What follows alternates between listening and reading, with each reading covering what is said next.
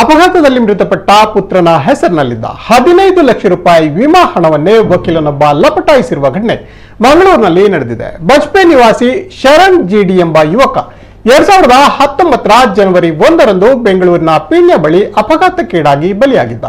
ಪರಿಹಾರಕ್ಕಾಗಿ ಹೆತ್ತವರು ಗ್ರಾಹಕ ನ್ಯಾಯಾಲಯದಲ್ಲಿ ಪ್ರಕರಣವನ್ನ ದಾಖಲಿಸಿದ್ರು. ಇದಕ್ಕಾಗಿ ತಮ್ಮ ಸಂಬಂಧಿ ಪದ್ಮನಾಭ್ ಎಂಬ ವಕೀಲರನ್ನ ನೇಮಿಸಿದ್ರು.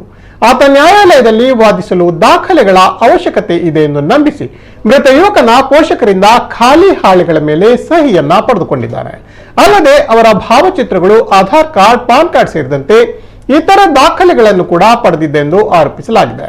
ಮಂಗಳೂರಿನ ಗ್ರಾಹಕರ ನ್ಯಾಯಾಲಯದಲ್ಲಿ 2021 ಜುಲೈ 20ರಂದು ಪ್ರಕರಣ ಇತ್ಯರ್ಥಗೊಂಡಿದೆ. ಪರಿಹಾರ ಬಾಬ್ತು 15 ಲಕ್ಷ ರೂಪಾಯಿ ನೀಡಲು ಆದೇಶವಾಗಿತ್ತು. ಅದರಂತೆ ವಿಮಾ ಸಂಸ್ಥೆ ಸೆಪ್ಟೆಂಬರ್ 9ರಂದು ಚೆಕ್ ಮೂಲಕ ಹಣ ನೀಡಲು ಮುಂದಾಗಿತ್ತು. ಹೀಗಾಗಿ ಕಕ್ಷಿದಾರರ ಸಹಿ ಅಗತ್ಯವಿದ್ದ ಕಾರಣ ಪೋಷಕರನ್ನ ಕರೆಯಿಸಿ ಸಹಿಯನ್ನು ಪಡೆದಿದ್ದ. ಆದರೆ ನ್ಯಾಯಾಲಯದಲ್ಲಿ ಪ್ರಕರಣ ಇತ್ಯರ್ಥವಾಗಿರುವ ಕುರಿತು ವಕೀಲ ಪೋಷಕರಿಗೆ ತಿಳಿಸದೆ ಚೆಕ್ ತನ್ನಲ್ಲೇ ಇರಿಸಿಕೊಂಡಿದ್ದ ಎಂದು ಆರೋಪಿಸಲಾಗಿದೆ. ಜೊತೆಗೆ ಚೆಕ್ನಲ್ಲಿ ಸಹಿ ಮಾಡಿರುವುದರಲ್ಲಿ ದೋಷವಿದೆ. ಹೀಗಾಗಿ ಚೆಕ್ ಅನ್ನ ಮರಳಿ ವಿಮಾ ಕಂಪನಿಗೆ ಕಳುಹಿಸಲಾಗಿದೆ ಎಂದು ಸುಳ್ಳು ಹೇಳಿ ಕೂಡ ವಂಚಿಸಿದ್ದೆಂದು ಮೃತ ಯುವಕನ ಪೋಷಕರು ಆರೋಪಿಸಿದ್ದಾರೆ.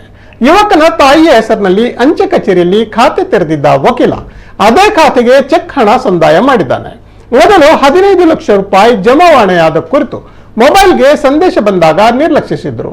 ಆದರೆ ಅದೇ ಖಾತೆಯಿಂದ 5 ಲಕ್ಷ ಹಾಗೂ 10 ಲಕ್ಷ ರೂಪಾಯಿ ವರ್ಗಾವಣೆಯಾಗಿರುವ ಕುರಿತು ಸಂದೇಶ ಬಂದಿತ್ತು. ಇದರಿಂದ ಅನುಮಾನಗೊಂಡ ಪೋಷಕರು ಪೋಸ್ಟ್ ಆಫೀಸ್ನಲ್ಲಿ ವಿಚಾರಿಸಿದಾಗ ತಮ್ಮ ಹೆಸರಿನಲ್ಲಿ ಉಳಿತಾಯ ಖಾತೆ ತೆರೆದಿರುವುದು ತಿಳಿದು ಬಂದಿದೆ. ಈ ಹಿನ್ನೆಲೆ ವಂಚನೆಗೊಳಗಾದ ಮೃತ ಯುವಕನ ಪೋಷಕರು ಬಂದರು ಪೊಲೀಸ್ ಠಾಣೆಯಲ್ಲಿ ವಕೀಲನ ವಿರುದ್ಧ ದೂರನ್ನ ದಾಖಲಿಸಿದ್ದಾರೆ.